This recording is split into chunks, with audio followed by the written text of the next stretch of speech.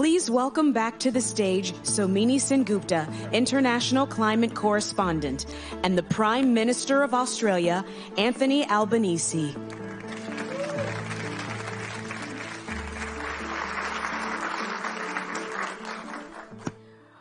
Welcome, Prime Minister Albanese. It's a Thanks pleasure for having us here. To have you at the New York Times.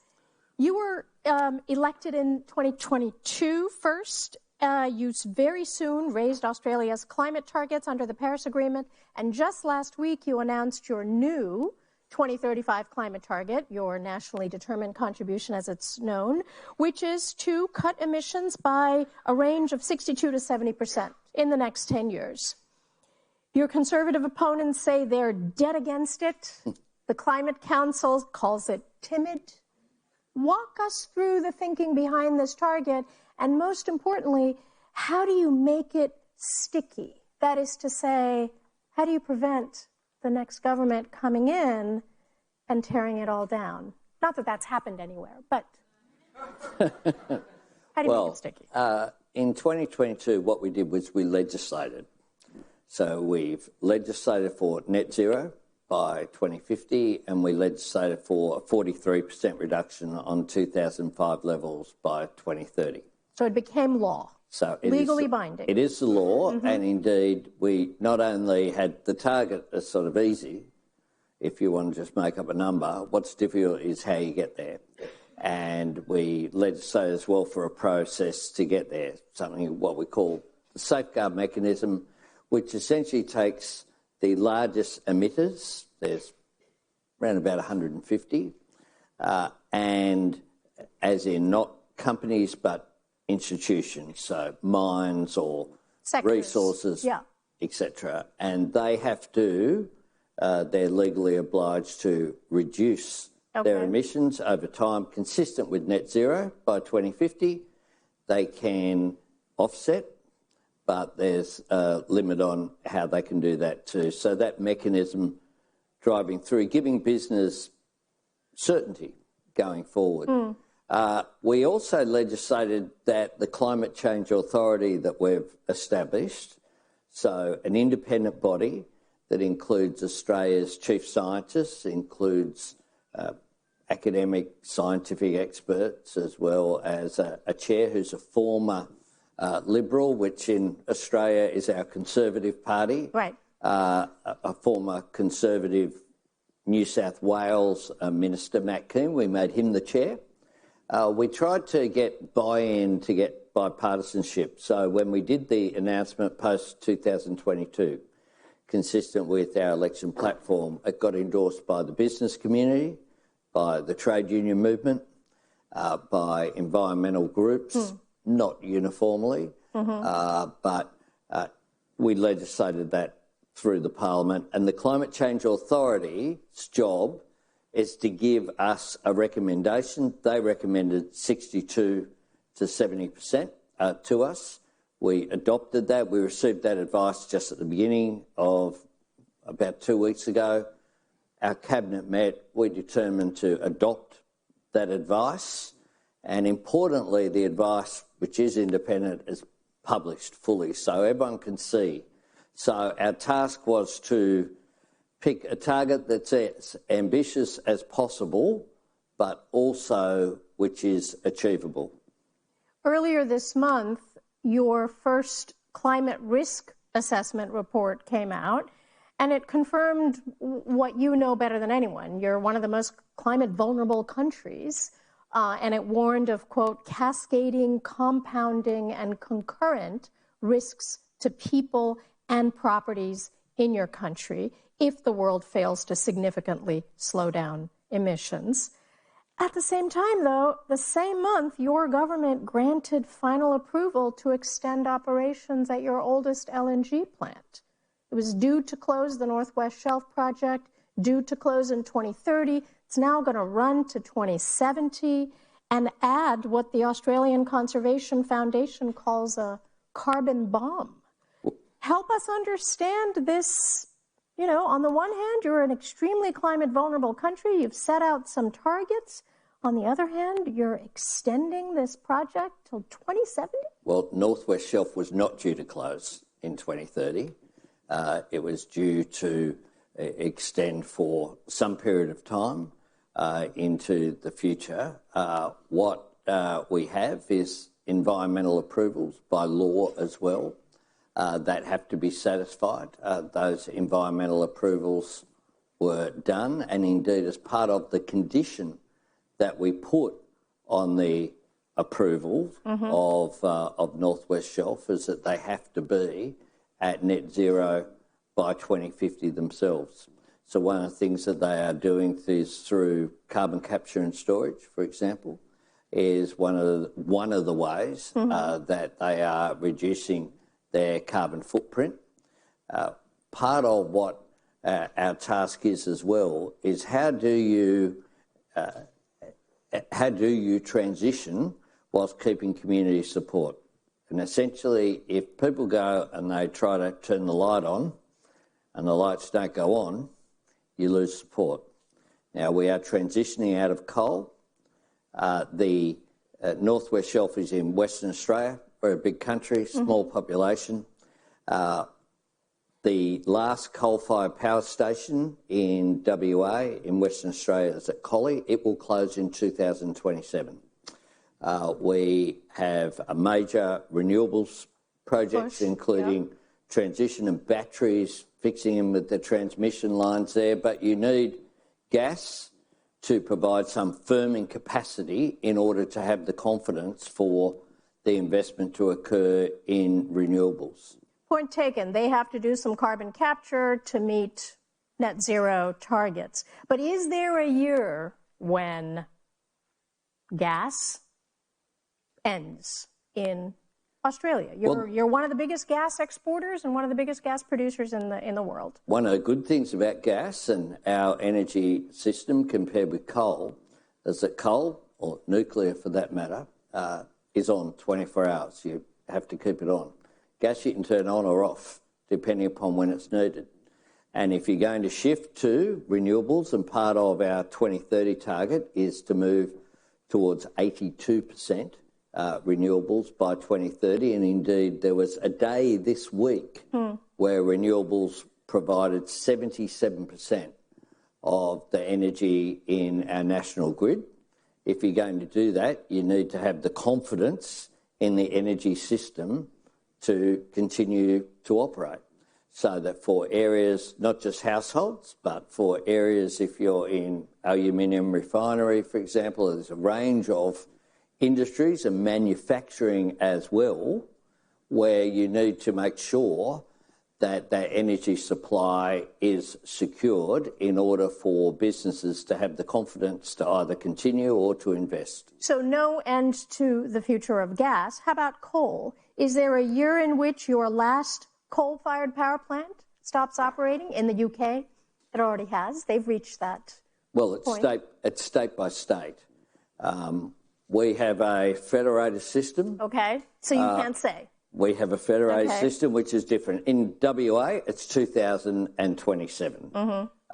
In South Australia is just about now all renewables, but backed by gas in South Australia.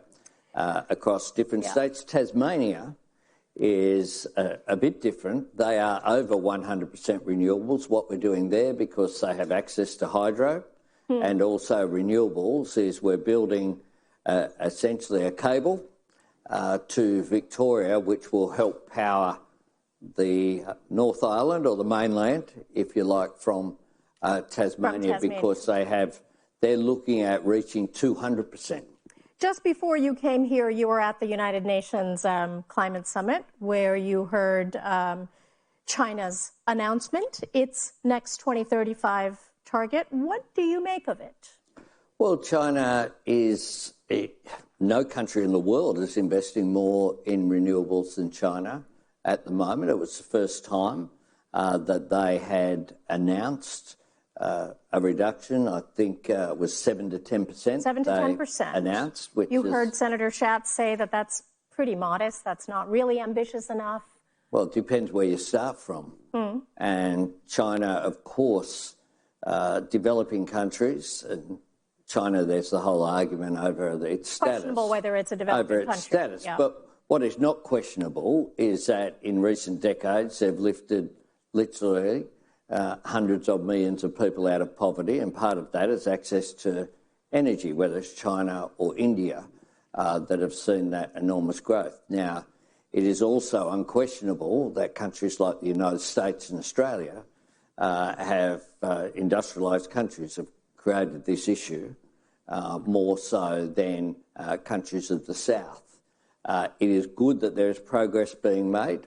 We, of course, would like there to be more, but it is a step forward, and indeed China has exceeded its previous targets. Is China, what China has announced, is it enough? No, well, we would like to see them do more, and we'd like to see new coal-fired power plants not open. But it is a step forward. If you look at the transition that's occurring as part of what President Xi announced as well of electric vehicles, that's been a revolution, frankly, in a relatively short period of time, and they are becoming very dominant indeed in that market. Xi Jinping announced today that in terms of new car sales, he wants electric cars to become the mainstream, as he called it. And of course, China dominates the production of electric cars, makes 70% of the world's electric cars. You also heard President Trump's speech yesterday at the General Assembly, and he also had a reception for world leaders yesterday evening. What's your reaction to his speech? Oh, look, he, of course, is the president of your country here, and one of the things that I make sure that I do is not run a running commentary on President Trump's comments. My responsibility is to look after Australia's national interest, and we do that. Surely, as a country for whom this issue of climate change is important, what significance is it? What significance does it have that the United States not only has pulled out of the Paris Agreement, but has really, turned its back on climate action domestically? What message does that send to the rest of the world? Well, it's something that in a democracy you respect outcomes, and I respect leaders that I deal with constructively and diplomatically. Of course, one of the things that occurs in a country like this, a bit like Australia, is that it's not just the national government. State governments have certainly here continuing to take action. I mean, California is one of the largest economies in the world. It's larger than Australia's economy. So what you will see, I think, is a continuation of a range of actions here in the United States as well. How does this affect America's standing in particularly your part of the world, in the Pacific? For the Pacific, I think action on climate change is the entry fee to credibility and to engagement. Countries like Tuvalu, Kiribati, this isn't some academic argument. This is a matter of an existential threat to the very existence. A range of the island nations as well in the Pacific are seeing the impact on even a country like Papua New Guinea that is seen as, people think of that as the continent or the country. It's a whole lot of islands there as well. Indonesia. I think President Prabowo gave a very powerful speech at the UN just yesterday as well. You call it the entry fee. Yeah. By that you mean?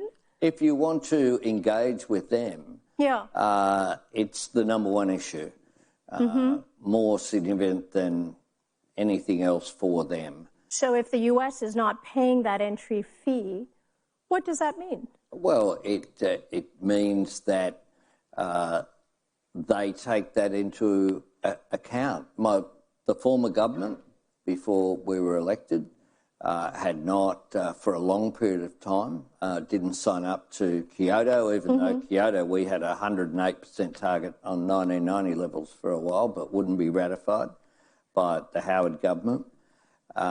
We think that as well, during the period in which the former government was there were 3 different prime ministers in 9 years, but the disengagement that occurred with the Pacific was very much front and centre.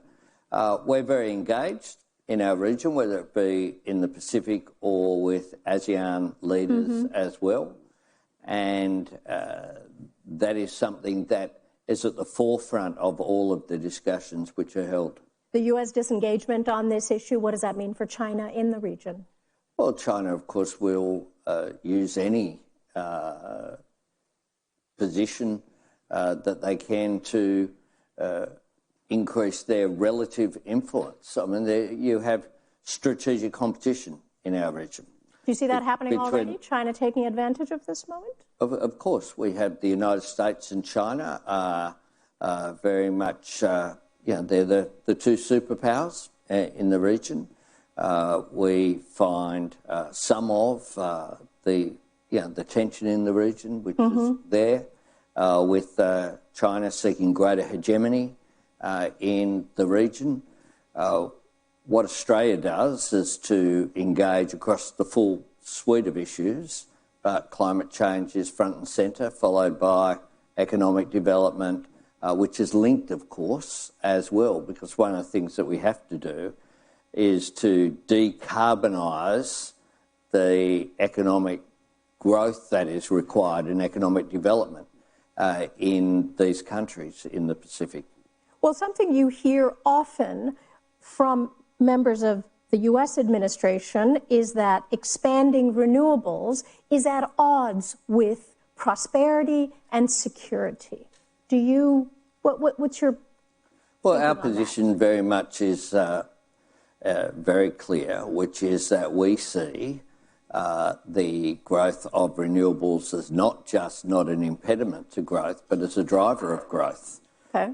We think that the potential that we have in Australia of the assets that we have under the ground, our resources, we have all of the best lithium resources in the world. We have copper, cobalt, vanadium, all of these minerals, but we also have the best solar resources in the sky with the sunniest continent on Earth. And we also have space. So what we see, there's been some setbacks with green hydrogen, but we see that the potential which is there for a co-location of resource extraction with manufacturing and value adding, if you like, with the space that is there, gives us a potential for enormous growth. We want to be, as we say, a renewable energy superpower. There are proposals such as Sun Cable, which is about powering Singapore from the Northern Territory with the world what will be, if it proceeds, by far the world's largest solar farm. You want to be the world's renewable energy superpower. When will you meet President Trump, and how will you describe this ambition? Well, we will meet. We had a chat last night. We'll meet on the 20th of October. I'll return here. We will advance our position. We'll respect the fact that the US has a different position, but we'll engage constructively. We think as well in the region, one of the things that we've established is a climate infrastructure fund, so supporting aid and growth in the Pacific through supporting their capacity to have renewables, and it's something that they are very keen on. The defence partnership with the US is, of course, critical for Australia. The Trump administration is reviewing that partnership. What are your priorities and what are your concerns? Are there any concerns that there may be new conditions for that partnership? We're relaxed about that. When we came to government, we reviewed our defence strategy. We had a defence strategic review. When Keir Starmer got elected in the UK, he had a review. The review that's taking place here, we're relaxed about because we think it all stacks up. It's in the interests of all three nations, Australia, the UK and the US, for this to progress. We've had a strong defence partnership forged during World War II, essentially, and then formalised in 1951 with our alliance. We have major US presence in Australia, and we think that in terms of our assets, we were convinced that the right asset for us to prioritise is nuclear-powered submarines. So we have an AUKUS agreement that will You've bought $3 billion will see us. in US submarines? Yeah. Well, it's a bit more than that. I wish it was $3 billion. It's $3 billion in payments for the industrial capacity here in the US that we're contributing. It's many more times that amount. And we've put in an additional $70 billion into our defence budget since we were elected over the next decade. We live in insecure times, uncertain times. And we've been, though, very strong partners with the United States, and we're not shy about that. It's not a subservient relationship. It's a partnership that's in the interest of both the United States and Australia, as well as the UK. Thank you very much, Prime Minister Albanese. It's been a pleasure to have you here. Thank you.